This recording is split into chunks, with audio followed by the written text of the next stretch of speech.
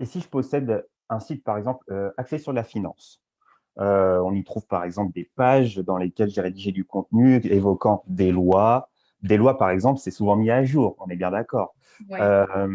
Donc, par rapport à ces mises à jour, est-ce que c'est plus pertinent d'essayer de capitaliser sur le contenu que j'ai déjà, rédigé auparavant en mettant ce contenu à jour? Ou est-ce que c'est plus pertinent que je me dise: «Je vais créer totalement une nouvelle page avec mon nouveau contenu que je vais avoir rédigé et qui sera mis à jour»?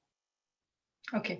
Alors, moi, je dirais que ce serait plus intéressant de mettre à jour, la page existante parce que, si vous avez une page, existante, elle a déjà un historique, elle a probablement déjà un positionnement, peut-être de l'interaction avec les personnes. Ça peut être des shares, des backlinks, par exemple, et donc ce serait un petit peu dommage de perdre cet historique en créant une nouvelle page, donc autant la mettre à jour.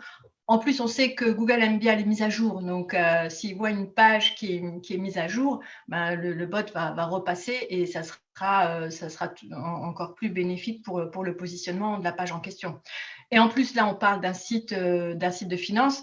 Et bon, je pense que les juristes, ils aiment bien quand même avoir l'historique, avoir voilà, les anciennes lois. Donc, c'est mieux de mettre à jour et puis peut-être de garder en dessous la loi précédente de manière à ce que ça ressorte sur la page, en fait, qu'on garde la chronologie quelque part des mises à jour.